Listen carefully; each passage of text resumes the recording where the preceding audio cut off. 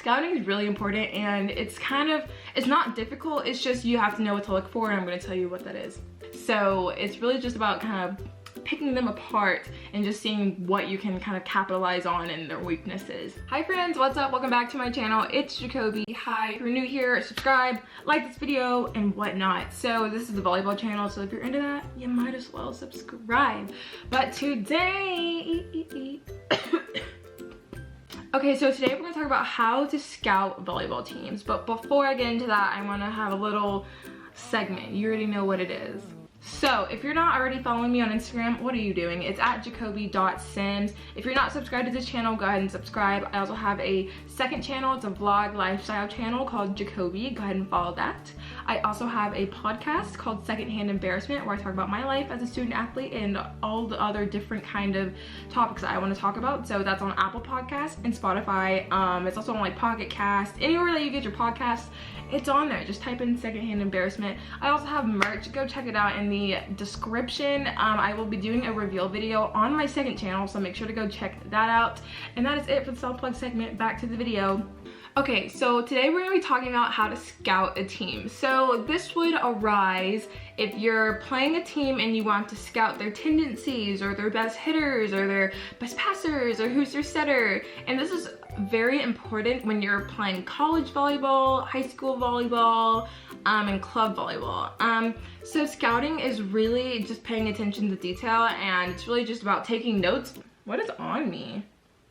It's about taking notes on the team and really just setting yourself up or your team up for like the best result possible. So if you know you're gonna have a hard match, say you're at a tournament, okay?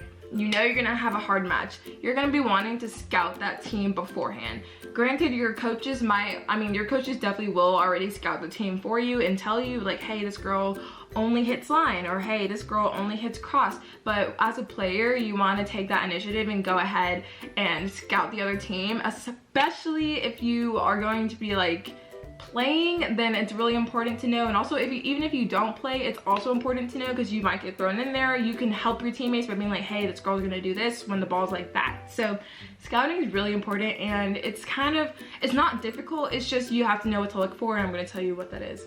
So first things first is writing down the lineup. So you want to figure out who their starting lineup is, plus like maybe their subs that come in and play front row or back row only, or serving subs. You want to figure all of that out.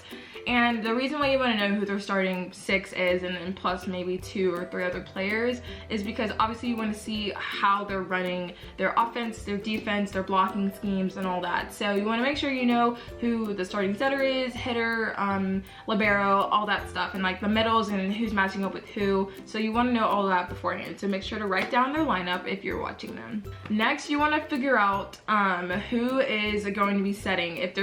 Are they setting full time, which means are they playing all the way around front row and back row, or are they running a 6-2? And that's called a 5-1. A 5-1 is when you have one setter just setting all the way around and they don't come out, and so they block front row and set, and then they play defense and set, and they serve and all that.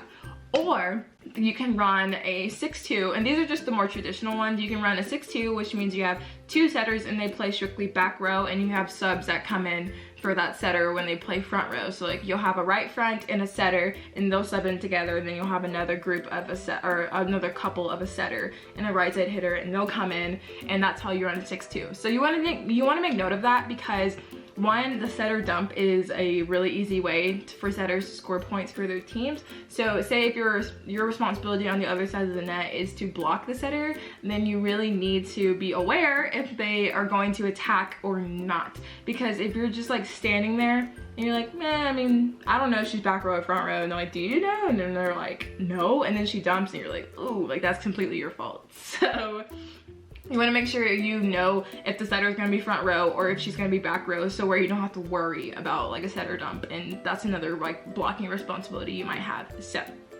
make sure you know if the setter is front row.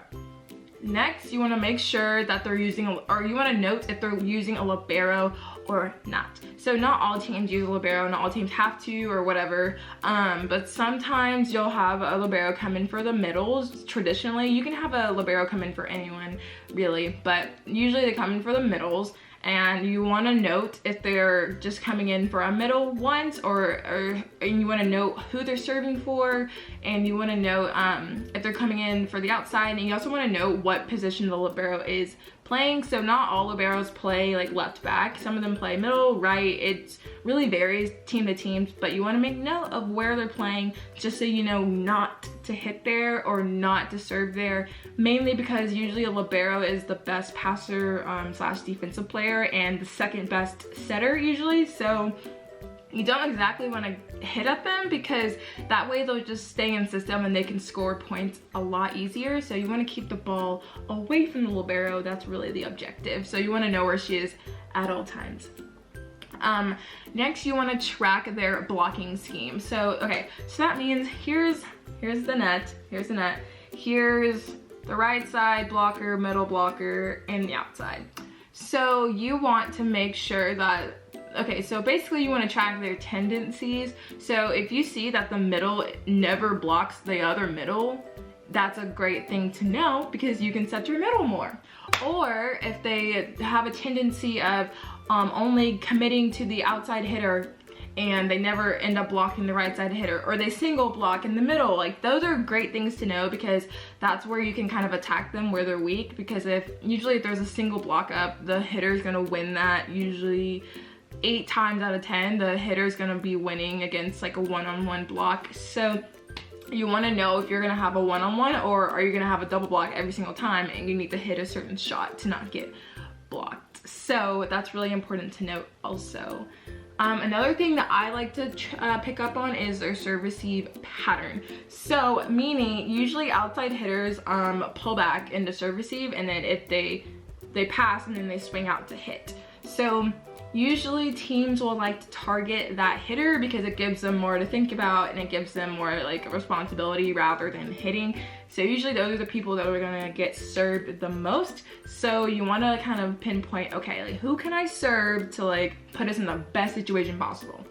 And then you also want to note if like the outside hitter is really not trying to take any balls, and that means like usually hitters are really not trying to pass, they're usually just trying to like get out there and hit, and that's what they want to do. But usually they will, like the outside hitter will be here, libero will be right here, but then the libero will cover most of the hitter's space and will take that ball because the outside hitter has the responsibility of hitting.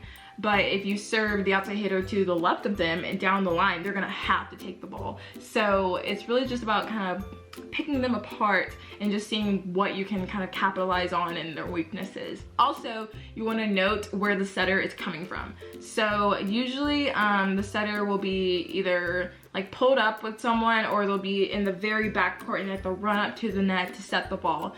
That's when you want to serve kind of at that person that the setter is hiding behind, because it creates a lot of confusion. Or the best thing that could happen is that the setter takes the first ball and then they're out of system completely. That's also a great thing to do. So make sure just to write down their serve receive patterns, kind of seeing who's passing what and passing where. And also try to see who's a good passer and who's not, and then you can pick on them. So next we're gonna talk about tendencies. So you wanna track people's tendencies, and that goes for all the players on the team. So say they have one outside hitter that has a really good cross-court shot, but she cannot hit line for the life of her. So she just hits cross every single time.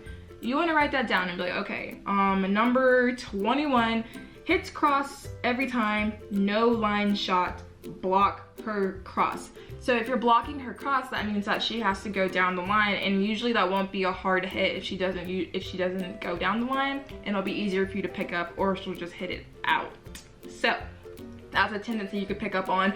Or for a setter, you could pick up on like, oh, she does something with her eyes when she's gonna set backwards. Like, it's literally just the smallest things that can actually make a difference. So you could note that a libero is not necessarily the best at moving to her left, but if you move her to her right, she'll get a good pass. But if you serve her to her left, it'll be an off pass. You know, just little things that you can kind of pick people apart in and kind of see their weaknesses and exploit them. That's a really good thing, and that's kind of the point of scouting, is just kind of to see people's weaknesses and how they line up, just so you can kind of plan an attack and a game plan, I guess, of some sort, to just exploit all their weaknesses and put yourself in the best situation. Also, you want to track the best or basically like the best players or like the key players, say they set one person a lot, or this one girl always gets a kill every single time, or their setter or their libero is all over the place, she's really scrappy. You want to write that down. You want to write down who's like the really, really good players who you need to watch out for, because